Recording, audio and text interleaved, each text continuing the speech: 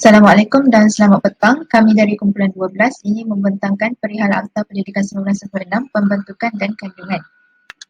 Saya Siti Umairah binti Marsli, bernombor metrik D202-11099-052 dari AT09 ISMP Sains Pertanian.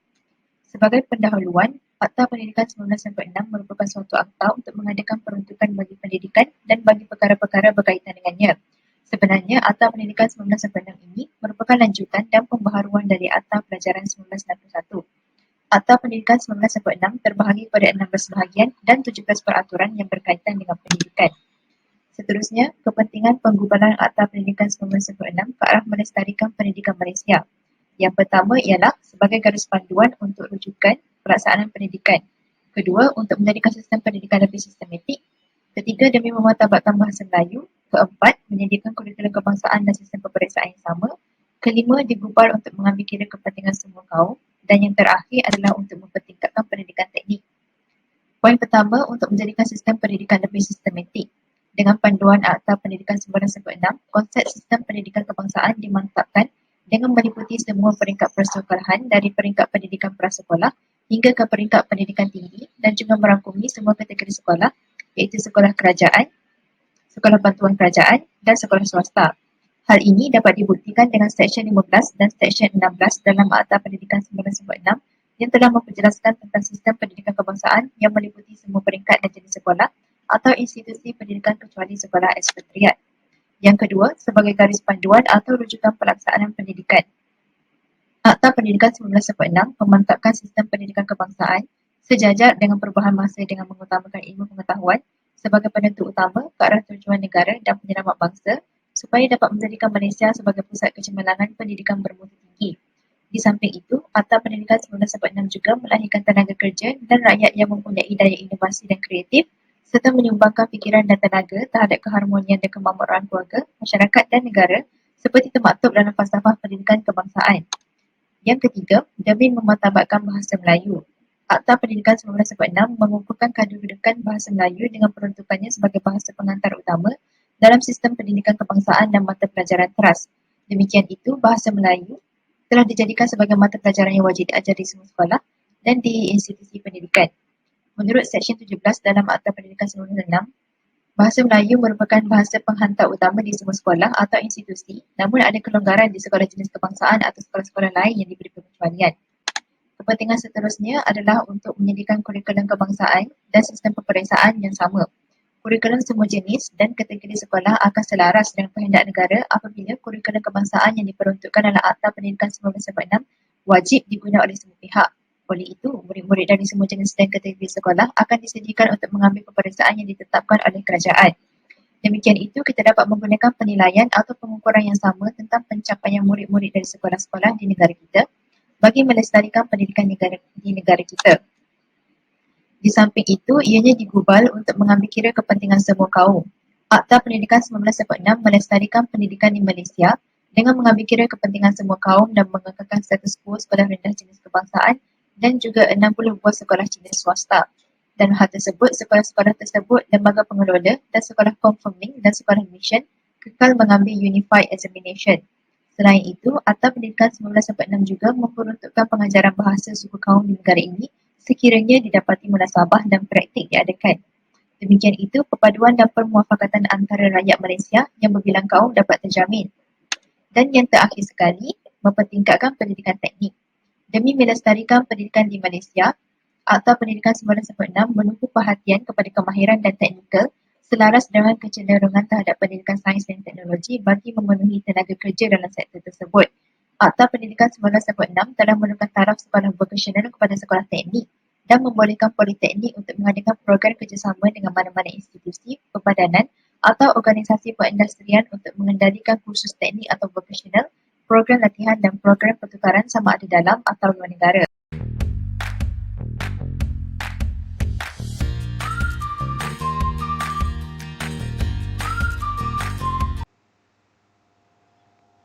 Assalamualaikum dan salam sejahtera. Saya Nurul Najiha binti Muhammad Siddiq.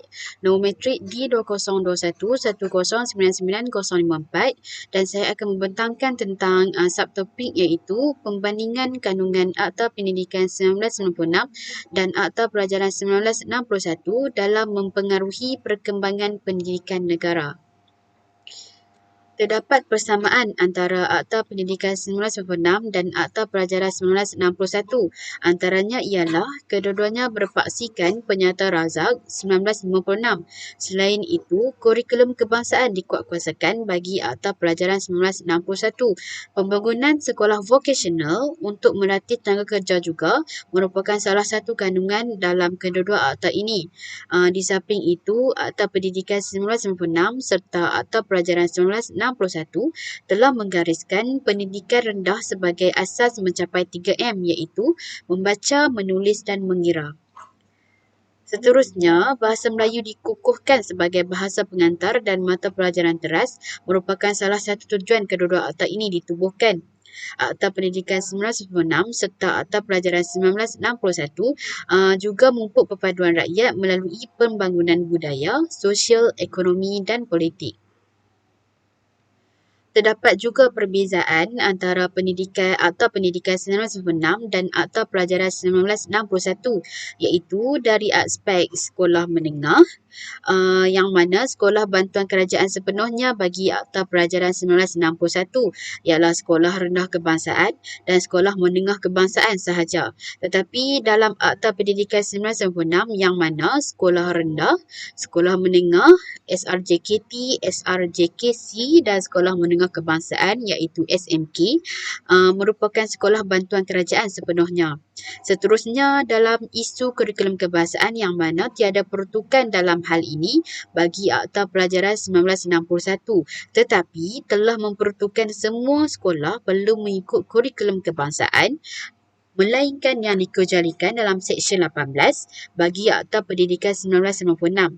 Di samping itu, garis panduan ini tidak wajib digunakan di semua tadika bagi Akta Pelajaran 1961 dari skop pendidikan prasekolah manakala dalam Seksyen 22 telah memperuntukkan garis panduan kurikulum untuk prasekolah bagi penyelarasan dan wajib digunakan di semua prasekolah bagi Akta Pendidikan 1996.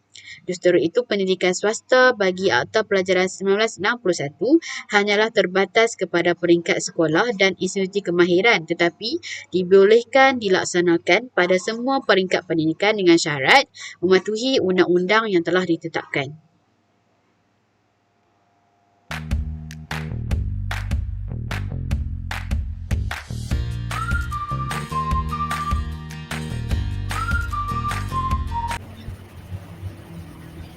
Assalamualaikum dan salam sejahtera. Hari ini saya akan membentangkan tentang peraturan berkaitan institusi pendidikan dan kurikulum.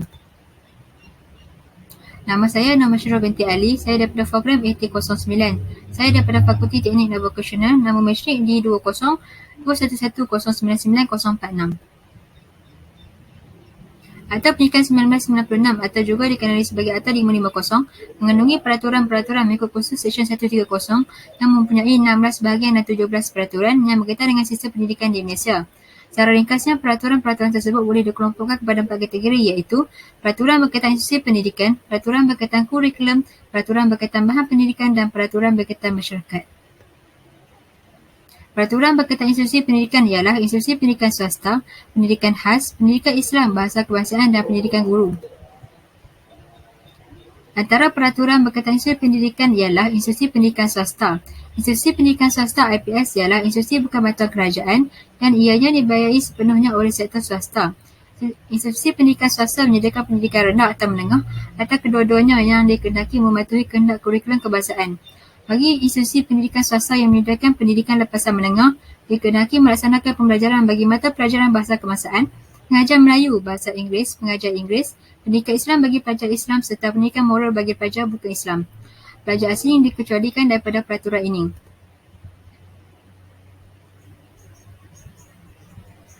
Di samping itu, peraturan dalam pendidikan khas yang mana Menteri boleh mengadakan pendidikan khas di sekolah khas atau mana-mana sekolah rendah atau menengah dan Menteri mempunyai kuasa untuk menetapkan tempoh bagi pendidikan khas.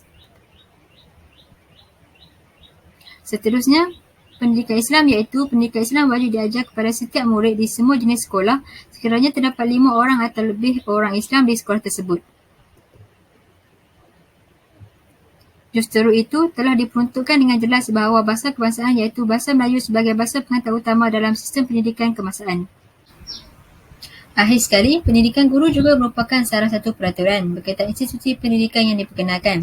Maktab perguruan boleh mengendalikan program pengajian di peringkat ijazah dan lain-lain bentuk pengiktirafan kelaikan melalui program kerjasama dengan institusi pendidikan tinggi atau universiti dari dalam ataupun luar negeri. Terdapat beberapa peraturan berkaitan kurikulum iaitu kurikulum kebangsaan, kurikulum prasekolah kebangsaan, pendidikan rendah, pendidikan menengah, pendidikan lepasan menengah, pendidikan tinggi, pendidikan teknik dan politeknik, jemaah nazir sekolah serta penilaian dan peperiksaan.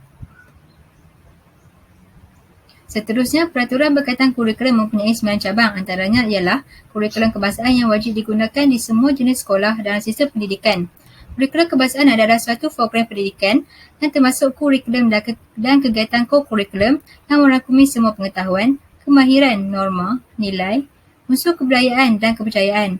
Matlamat kurikulum kebangsaan adalah untuk membantu perkembangan seseorang murid dengan sepenuhnya dari segi jasmani, rohani, mental dan emosi serta untuk menanam dan mempertingkatkan nilai moral yang diingini serta untuk menyampaikan pengetahuan.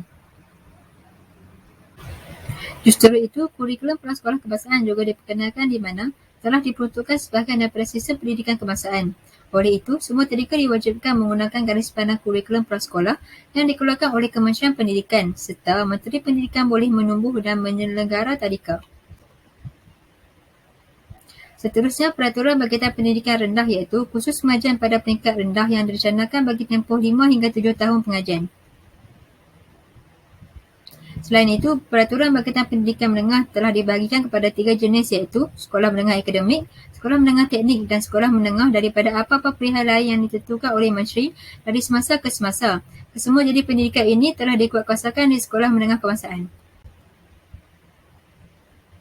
Di samping itu, pendidikan lepasan menengah yang mana pendidikan ini boleh diadakan di sekolah menengah, kolej-kolej atau institusi pendidikan yang bersesuaian.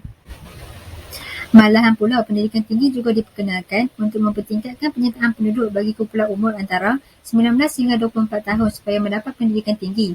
Bagi menjayakan hasrat ini, kerajaan telah menambah bilangan universiti awam dan institusi pendidikan tinggi swasta. Sementara itu, pendidikan teknik dan politeknik juga dibenarkan untuk mengadakan program pengajian ataupun program peringkat sijil, diploma atau lain-lain bentuk pengiktirafan kelayakan dengan institusi pendidikan tinggi dalam ataupun luar negeri. Malahan pula, peraturan berkenaan jemaah nazir sekolah juga dibentuk yang mana terletak di bawah tanggungjawab Menteri Pendidikan dan hanya berfungsi sebagai penasihat. Akhir sekali ialah penilaian dan peperiksaan. Murid-murid dari semua jenis sekolah dan kategori sekolah akan menduduki ataupun mengambil peperiksaan yang telah ditetapkan oleh kementerian.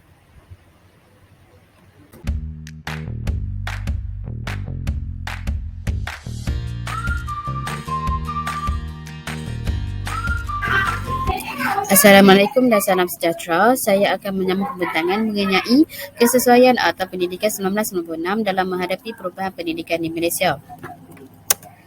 Akta Pendidikan 1996 diwujudkan bagi menggantikan Akta Pelajaran 1961 yang bertujuan untuk memantapkan sistem pendidikan untuk generasi akan datang sejajar dengan hasrat untuk menjadikan Malaysia sebagai pusat kecemerlangan pendidikan yang berkualiti serta bertaraf dunia.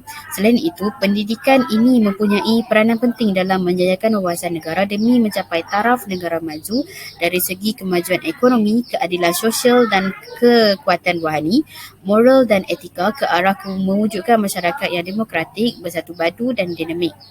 Oleh itu, dalam kesesuaian Akta Pendidikan 1996 dalam menghadapi pendidikan di Malaysia apabila berlaku perubahan dalam pengurusan sumber manusia iaitu berlakunya isu ketidakseimbangan jantina dalam pencapaian akademik, contoh kemasukan pelajar perempuan ke IPT lebih ramai berbanding pelajar lelaki dan menyebabkan tekanan atau stres daripada para belia dalam belajar menjadi isu utama. Antara langkah mengatasi ialah semak semula kurikulum ke arah lebih mencabar keupayaan pelajar lelaki. Selain itu, cabaran perubahan minda rakyat Malaysia. Perubahan yang berlaku menyebabkan rakyat masih mengharapkan pendidikan sebagai alat untuk mendapatkan pekerjaan dan jawatan. Tetapi pendidikan masih tidak dapat mengeluarkan graduan berdikari yang mencipta peluang pekerjaan. Contoh, pengangguran dari kalangan graduan masih tinggi, jenayah dan masalah sosial kian meningkat. Perubahan pendidikan di Malaysia juga adalah dari segi sumber kewangan. Hal ini demikian kerana walaupun pendidikan menerima terbesar peruntukan 18 ke 22% setiap tahun, namun masih kecil untuk menjadikan pendidikan maju dan kondusif. Contoh, saiz murid per kelas masih besar, prasarana dan teknologi pembelajaran tidak mencukupi. Tambahan pula, cabaran bahasa Melayu sebagai bahasa pengantar. Bahasa Melayu masih tidak dimartabatkan dalam pendidikan sebagai bahasa pengantar utama di semua institusi pendidikan di Malaysia. Oleh itu, kerajaan perlu menguatkuasakan undang-undang dan wajibkan merujuk DPP dalam urusan istilah yang tepat. Perubahan dalam isu perpaduan kaum juga adalah salah satu Akta Pendidikan 1996 sebagai penyatuan kaum melalui pendidikan. Namun masih wujud tanda-tanda kelemahan dalam hubungan antara kaum kerana pengekalan identiti kaum masing-masing, terutamanya dari segi bahasa, budaya, ekonomi dan politik. Perubahan yang menjadikan Malaysia ini sebagai pusat kecemerlangan pendidikan bertaraf dunia perlu menghadapi dalam situasi di mana Malaysia menghantar pelajar-pelajar ke luar negara namun gagal menarik pelajar-pelajar cemerlang dari negara maju untuk belajar di Malaysia. Oleh itu, dalam kesesuaian Akta Pendidikan 1996 ini dalam menghadapi perubahan pendidikan di Malaysia adalah tertakluk kepada segala perkara yang terkandung dalam Akta Pendidikan 1996.